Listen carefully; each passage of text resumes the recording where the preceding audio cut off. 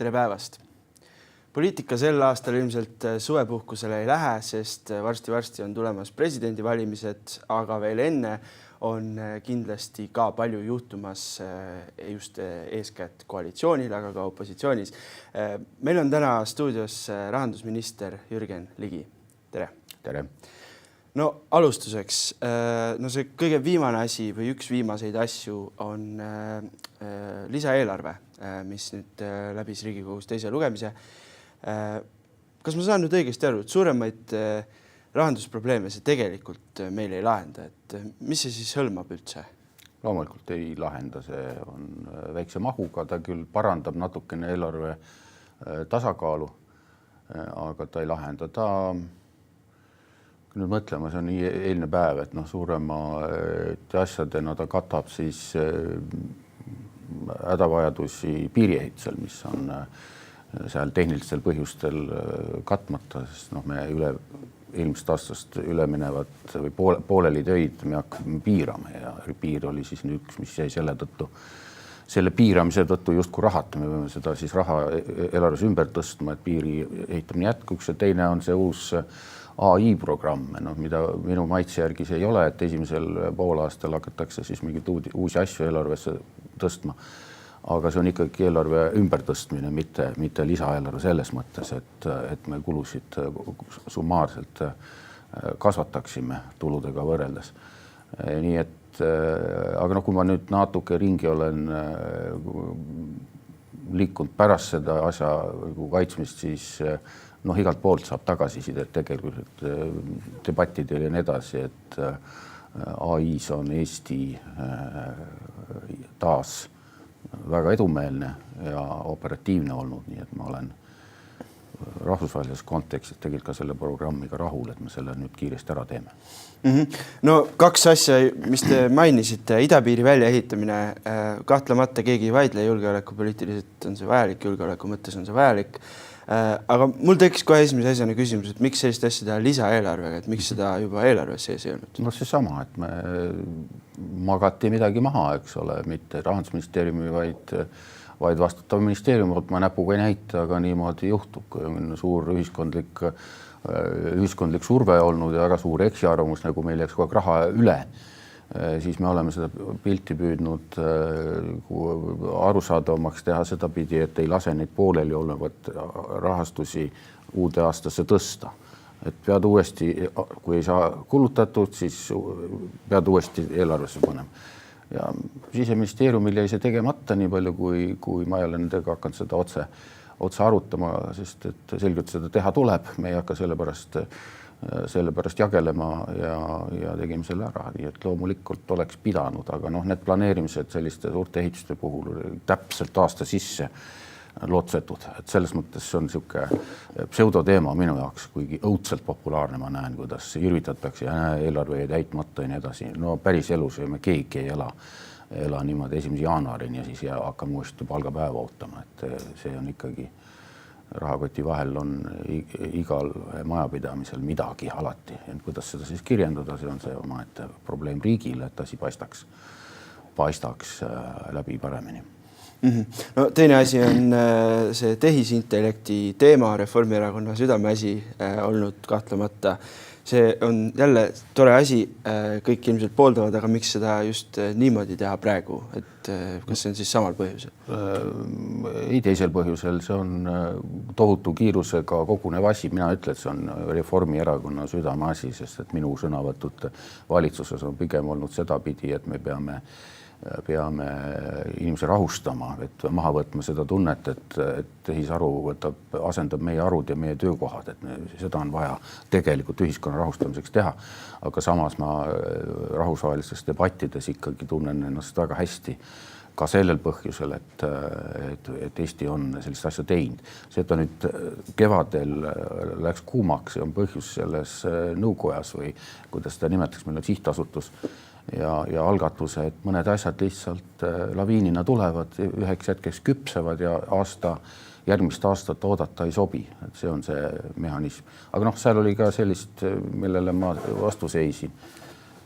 mis siis et taheti ka mingit suuremat toimetuleku toetust tõsta aasta sees, see on väga ebaväärikas, sest kuigi probleem on päris, aga aasta keskel tõsta, kui eelarve aasta alles algas ja siis ütles, et meil on vaja, hakatakse rääkima, et meil on vaja ikkagi näidata midagi, et see ei ole see, millega ma nõustusin ja kuna toimetuleku toetus aasta alguses alles tõusis, nii et igal juhul järgmise eelarvesse me tõusu kirjutame, aga ei kirjuta sinna maikuusse, nagu taheti.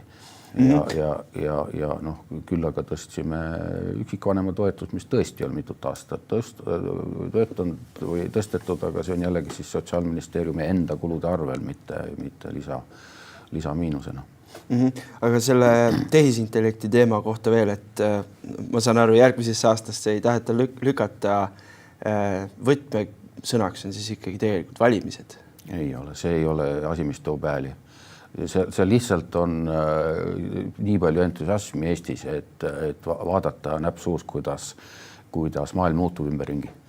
Ja meie ei tegutse on naeruväärne, et tegelikult pannakse ikkagi, ma ei tea, triljon on vist õige suurusjärk praeguseks, panevad üksikud firmad sinna nii palju, aga riigi tõhusus ja riigi see oskused ja tegelikult on see põhiliselt koolitus, mis praegu läheb, et me ei tohi sellest rongist maha jääda, see ei ole mingisugune elukauge asi, vaid see on koolide, see on avaliku sektori, see on erasektori, see on eraisikute õpetamine.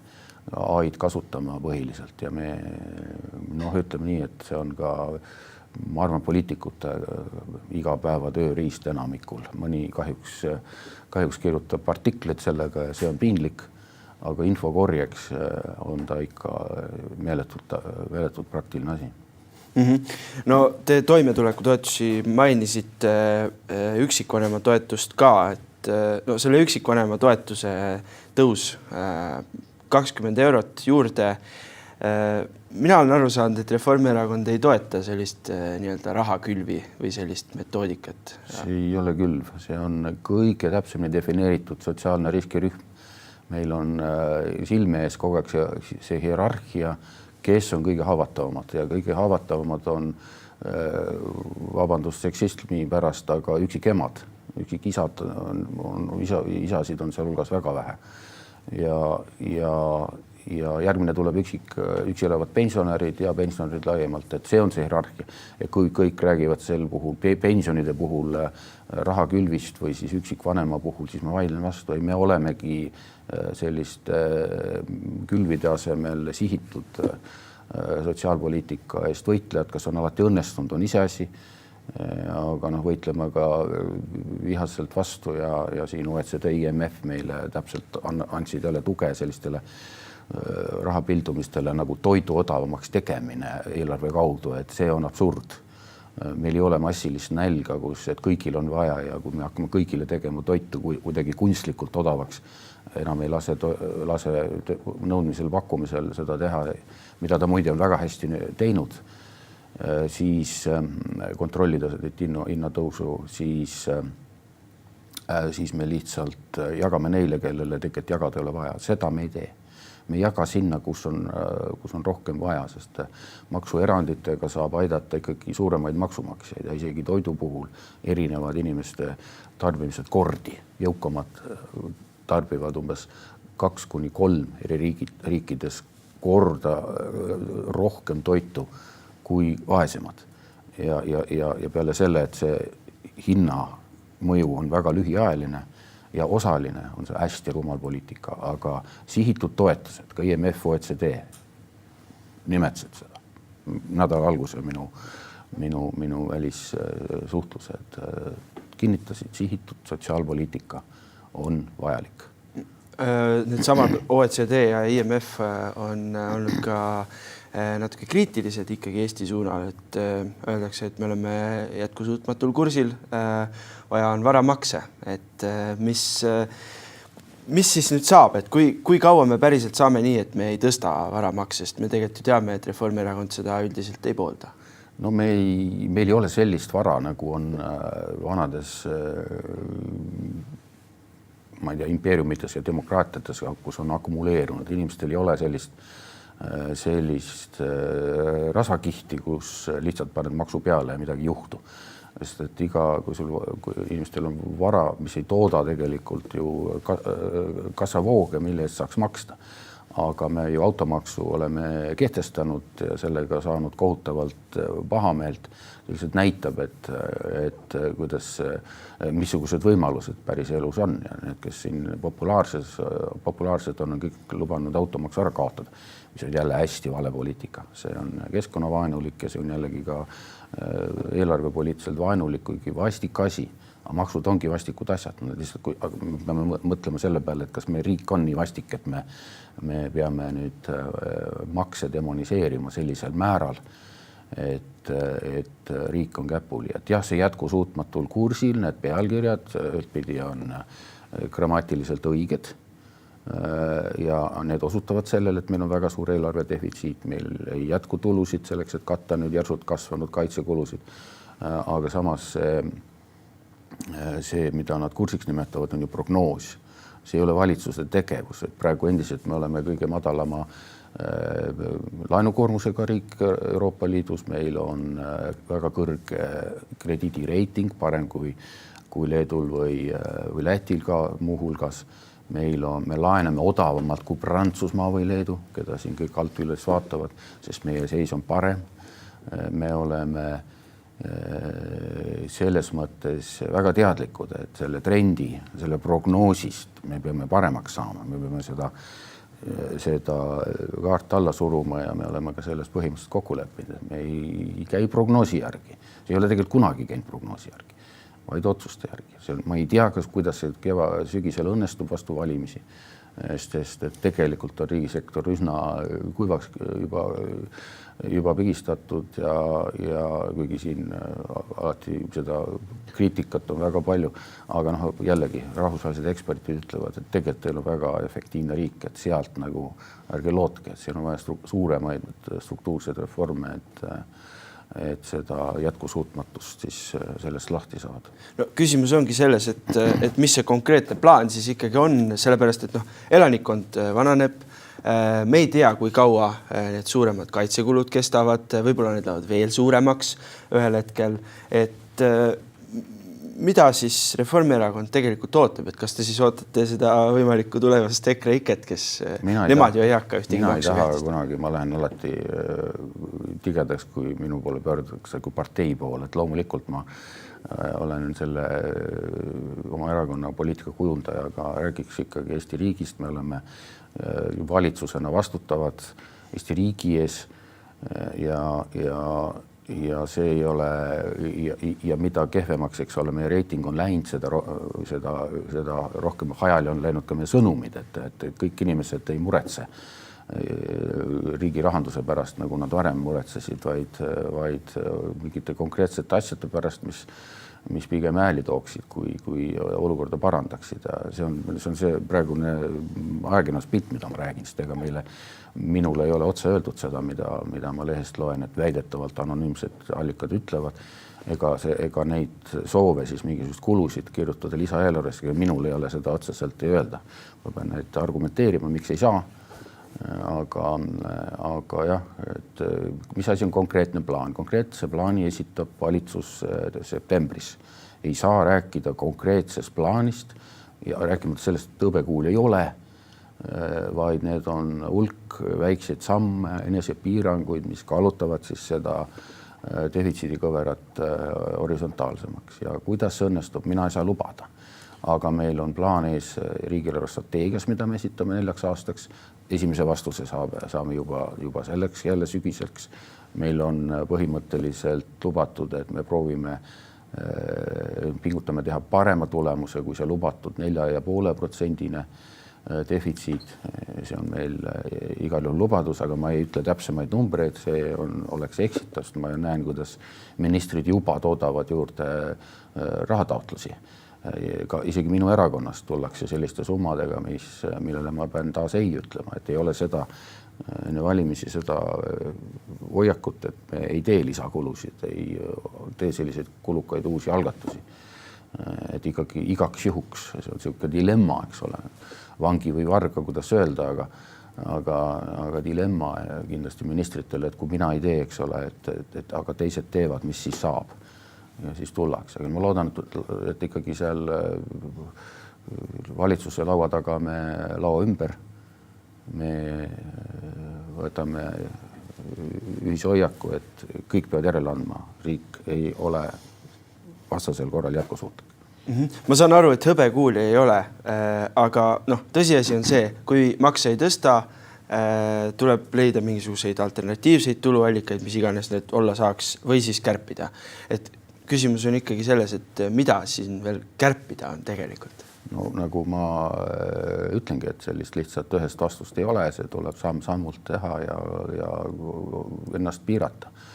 Kindlasti ei ole see populaarne allikas, mida siin alati soovitakse, et ametnike armeed, et meil ei ole ametnike armeed, meil on väga õhuke ametnikkond ja väga kvalifitseeritud, riigi kvaliteet sõltub sellest, kui head ametnikud meil on. Nüüd ma kindlasti ma tean, et kohe 1000 hääled lähevad selle jutu peale ära, aga ma jätkan.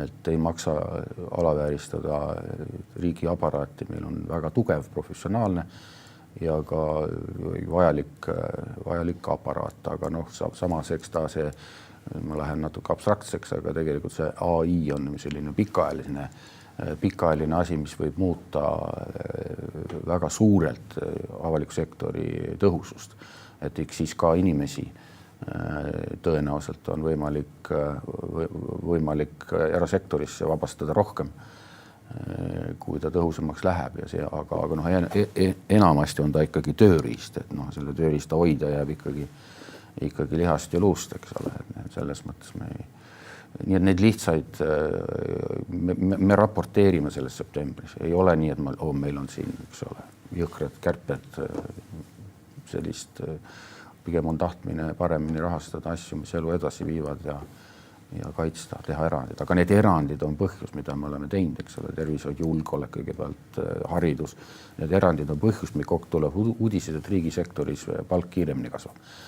Tegelikult lahutame need ära, siis ei kasva kiiremini, aeglasemalt kasvab riigisektoris, avalikus sektoris sama tasemega inimesed saavad väiksemat palka kui erasektoris keskmiselt.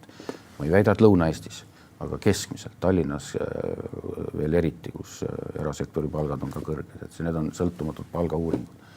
Nüüd ma ei tahaks teha nägu, et eelarve tegemine on mingisugune hõbekuulide tulistamine kaamera ees, et me on üsna kurnav ja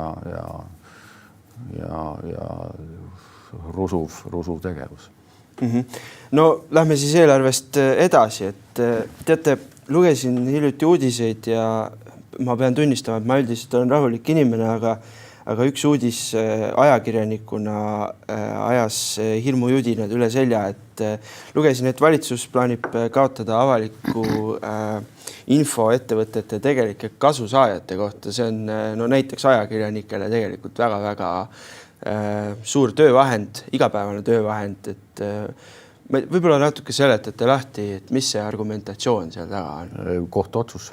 Ei olegi muud argumentatsiooni, et kuidas rakendada kohtuotsust nii, et infovajajad tegelikult ei kannataks ja mulle eile veel küsisin oma vastutavalt ametnikult, et kas seal läks nüüd midagi viltu, et miks sellest nii suur kisa, ühesõnaga tegelikult see kisa oli, kui ajakirjandus tunneb ennast ahistatuna, on loomulik, alati on loomulik otsuspärane tegelikult, aga ma veel ei, ja mis seal salata, et ajakirjandusvabadus on ju meie aare olnud alati. Me oleme maailma ikka tippriik ja igasugu selliste demokraatlike vabaduste poolest ja püüame seda loomulikult hoida. Aga need on mingisugused, jällegi see privaatsuse suur liikumine on läinud selleni, et on kohus otsustanud, liikumine ei ole ju kohus, aga ütleme, see privaatsuse väärtustamine on viinud selleni, et Euroopa kohus nõuab, et automaatselt igaüks teise rahakoti vaatama ei pääse. Ja loomulikult ei puuduta see avalikke isikuid nagu poliitikud või nii edasi. Aga inimestel on kohus andnud õiguse siis oma vara ikkagi mitte eksponeerida, olgu see siis vara või vaesus kumbagi. Ja meil tuleb see täita. Kuidas see täpselt praktikas toimima hakkab, loomulikult see mulle nagu väga ei kangastu veel, aga mulle ikkagi on selgitatud, et me ehitame maksimaalselt lihtsad meetodid info kättesaamiseks. Et ajakirjandus on üks, kes saab selle võimalikult lihtsalt, ta saab selle, kuidas seda nüüd öelda, aga väljaanded saavad juurdepääsu, ütleme niimoodi, nendele samadele allikatele, mis seni, aga lihtsalt see kuskil tuleb nagu fikseerida, et nemad seal selle juurde pääsesid. Keegi takista see juures, nagu ma aru saan. Ja on veel mingisugune jutt, mida ma ei oska veel tõlgendada, et Läti olevat kuidagi teistpidi seda teinud, aga ma hästi ei usu seda, et küll ma ei jõudnud, rääkisin eile sellest, ma ei jõudnud veel Läti juhtumit seal uurida. Ja, et natukene selgituseks ka siis vaatajale ka, et praeguse seisuga siis vähemalt Rahandusministeeriumi selgituse järgi saab olema nii, et ajakirjandusväljaanded ja ajakirjanikud peavad taotlema seda ligipääsu, mis tähendab, et kuskil on siis mõni ametnik, kes otsustab, et kas see taotleja on vääriline selle ligipääsu saamiseks. Ja see kõik on väga tore, väga ilus, aga sellega lastakse ju tegelikult džinn pudelist välja, et ütleme, meil on näiteks veel teadmata, tundmata poliitstaar, kellel on mõtted nagu Viktor Orbanil ja kes võidab järgmised valimised, teeb valitsuse ja siis tema saab ju seda ära kasutada, et see sama Läti meetod, et miks mitte minna selle meetodi peale, et inimesed saavad ise päringu esitada, et palun pange minu andmed kinni. Teistpidi. See on, ütleme, väga naiivne tegelikult, aga võib-olla hakkab tööle. Et inimesed tule selle peale, et nad ja sel juhul ikkagi see privaatsus saab häiritud, nii et inimesed ei taju seda privaatsuse riske, millele kohus on tähelepanu juhtinud. See ei ole valitsuse, parteiga valitsuse algatus, kordan veel kord. Me oleme püüdnud teha kohtuotsuse täitmise võimalikult inimsõbralikuks, aga kui on kirjeldatud mingid riskid ära, ma arvan, et need tänapäeva maailmas on järjest tõusvad, kuna info kuritarvitamine on läinud väga tehniliseks, et ega inimesed ei taju seda, et nemad teavad, mis nende kohta üldse kuskil on ja milline juurdepääs kellelgi ja see jääb tegemata, aga need negatiivsed ilmingud pärast, ma arvan, on siiski tõenäosed. Ma ei välista, et sellest tuleb sedapidi muutuse, ma lihtsalt suhtun skeptiliselt selles, et inimene teab kinni panna andmeid, mis tegelikult võivad teda kahjustada, vähemalt kohtu arvates võivad kahjustada. Ja kuidas ma nüüd ütlen, et see jällegi see küsimus, et kusagil on mingi ametnik ja siis ajakirjanik ei pääse, et kuskil on juba see hoiak, et püha ajakirjanik ja kusagil mingi neetud ametnik. See ei käi niimoodi, et on mingi uksehoidja. Ametnikud on sama väärikad tegelikult kui on ajakirjanikud, amet ja nad tegelikult riik kehtestab sel juhul lihtsalt selle meetodi. Mitte ei ole istu ametnik seal, kes teeb suvaotsuseid, vaid on mingisugused tunnused, millega saab sisse logida, mis andmebaasides ja nagu see tegelikult toimub ju kogu aeg. Ametnik istu ukse ees ja suva ei kehti. Viktor Orbani puhul ei ole mõtet kahelda, et kui Orban tuleb, et tema siis ei keera kruuvisid kinni sõltuvalt sellest, mis on enne tehtud. Tema teeb enda järgi selle.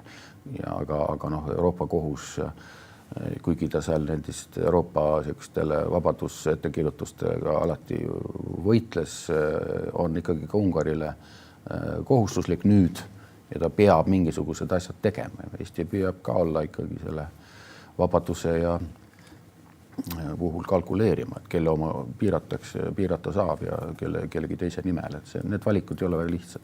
Lühidalt, et kas te teate, mis Eestiga siis juhtuks, kui Eesti sellega kaasa ei läheks?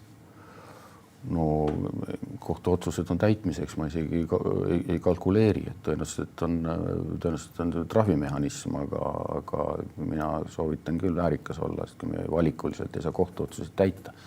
Meil on muidugi selliseid kohtuotsuseid ka, mille kohta isegi õiguskantsler ütleb omavahel, et see on hullumeelsus. Et see kahjustab tegelikult näiteks kuritegevusega võitlemisel.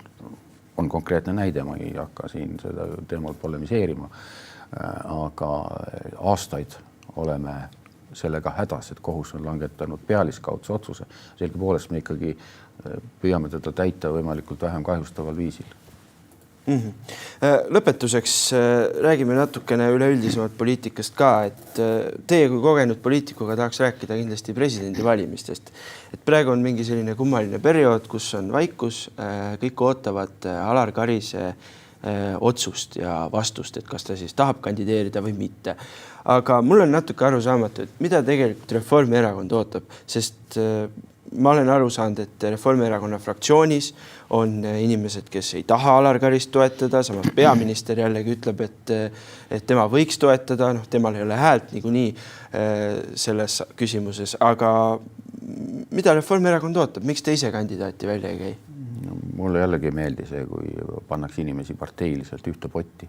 Persooni valimistes ei ole sellist ühtset hinnangut, meil on väga erinevad hinnangud, et mõni inimene muidugi tahaks pigem nägusid teha, et tema küll toetab populaarset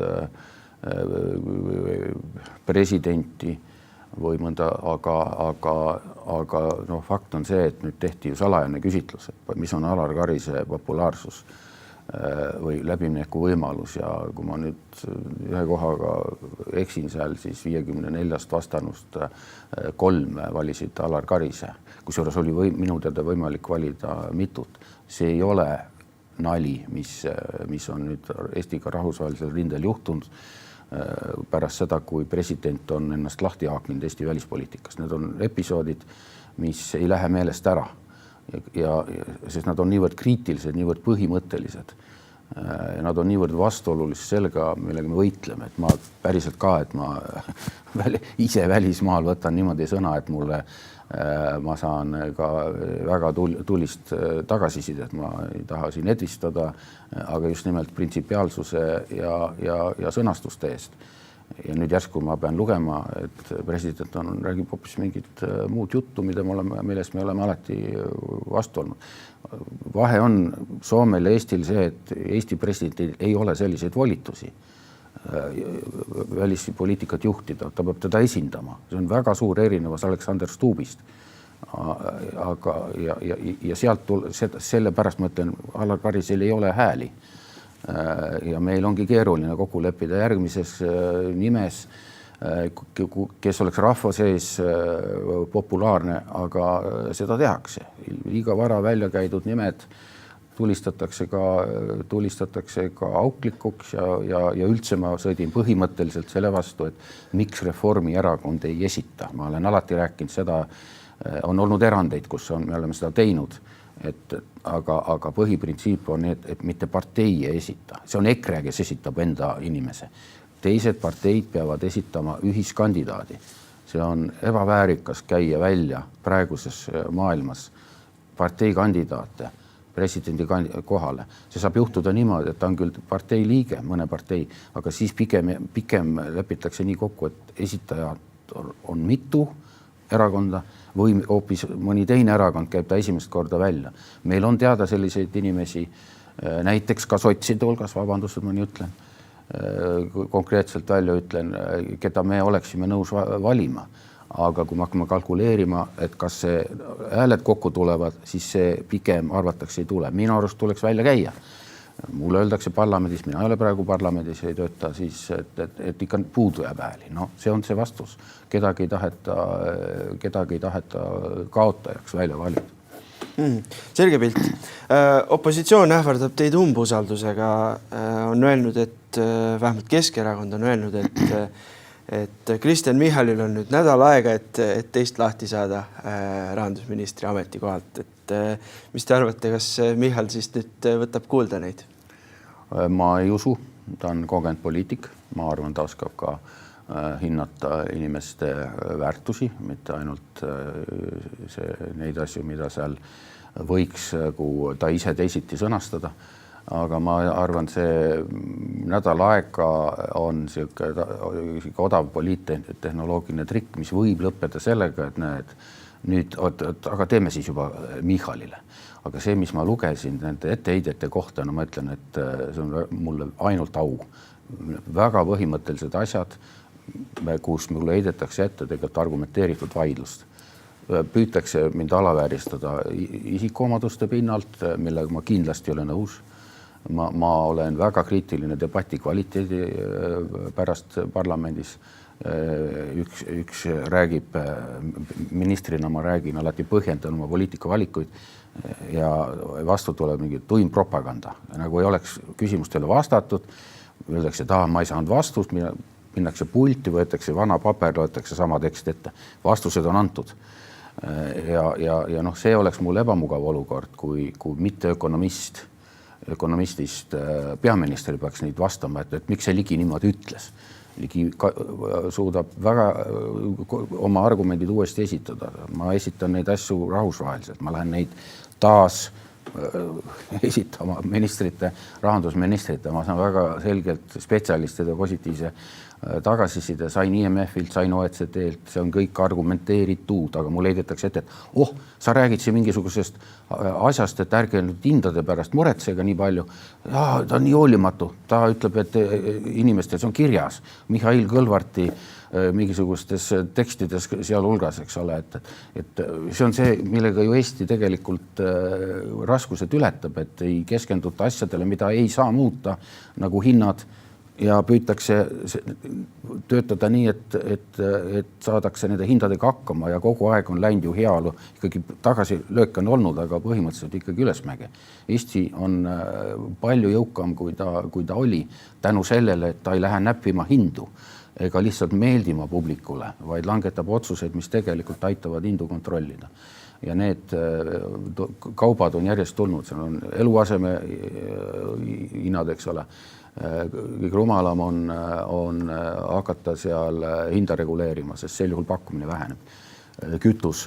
Kõige rumalam on hakata kütuse hindu reguleerima, sest sel juhul defitsiit suureneb ja hind läheb üles. Ja see on täpselt see, mida räägivad rahvusvahelised institutsioonid, mida ma räägin, aga seda võetakse kui solvangut. Vaatad siis statistikat, et ma tahaks neid umbusaldajaid näha, kas need on aimu, kui millised hinnatasemed tegelikult on. Minule hiljuti heideti ette, et näed, 2,4 on juba diisel ja esitati kohe kirjalik arupärimine, eks ole. Tegelikult nüüd see hoiak, mida me oleme võtnud, et me ei lähe torkima, me teame, kuidas hinnad kujunevad, on andnud nüüd alla 1,7 diislinna. See odavama kui Lätis, Leedus, kes läks torkima. Et niimoodi ei kujune hinnad ja see ei ole hoolivus, kui see inimestele valetad, nagu mult tahetakse. Ma küsin kiirelt viimase küsimuse, meil saateaeg on kohe läbi, aga taaskord ikkagi Reformierakonna siseelu kohta, ma saan aru, teile ei meeldi erakonnast rääkida, aga ikkagi, et täna Postimees ka kirjutas Mikk Salu, et Reformierakonna sees on kergelt võbelused, on ka juttu juhivahetusest, on nimedena välja käidud näiteks Liina Kersna või Urmas Klaas, et mis te arvate, kas enne valimisi veel võib Reformierakonnast tulla juhivahetus? Ma ei tea seda, et sellist plaani oleks, ma ei tea, et keegi ka tahaks. Ma ka isikuomadusi hinnates ütlen, et need kandidatuurid, mis käivad, pigem ma arvan, et seda tahtmist ei ole ka kandidaadis. Ja lihtsalt nagu inimeste ümber tõstmine, olgu siis ministrite või ka esimeste oma, ütleme, annab kindlasti kehvema tulemuse, kui need tõstjad võib-olla endal peas mõtlevad, et siin on ju seda valitsust remonditud, ega sellest ju ei ole reiting läinud, kuigi mõni asi on läinud ehk sujuvamaks valitsuse sees. Mina ei usu, et need nimed tahavad üldse. Ja ma ei usu, et ka erakonnal oleks lihtsam siis tuua niimoodi sealt valitsusse inimesi, kes ei ole selles rollis valmis. Et minu arust Liina Kersna näiteks on teistsuguse natuuriga inimene ja keskendub väga oma teemale, mis on väga õilis, eks ole, haridus eelkõige. Aga hoopis teine asi on hakata kõiki teemasid ja näiteks rahandusteemat haldama. Ja Urmas Klaas on väga hea linnapea natuur ja kindlasti ta ühel hetkel ka tuleb Toompeale, aga ma arvan, et enne valimisi ma vast ikkagi seda riski keegi ei võta, et valitsust uuesti kokku ei saa. Sest praegu on ikkagi see seis, et inimeste hulgas, kes on koalitsioonis ja vaatavad reitingut, on väga palju arusaamist, et esindus tuleb järgmine kord palju väiksem. Väga paljud peavad juba otsima, mis nad teevad pärast märtsi. see on loomulik ja inimlik. Aga ma loodan, et kõik on nii palju ausad, et nad ei lähe siis palle viskama sellepärast enda korvi poole mängu pealt, et see väärikas on ikkagi see mäng lõpuvileni ära pidada, auga laiali minna ja öelda, suruda kätt ka võitjatele, kui see vajalik on. Jürgen Ligi, aitäh, et leidsite aega tulla. Aitäh! Selleks korraks on saateaeg läbi saanud, aga Postimehe otsesaadet näete jälle neljapäeval. Seniks lugege uudiseid postimees.ee.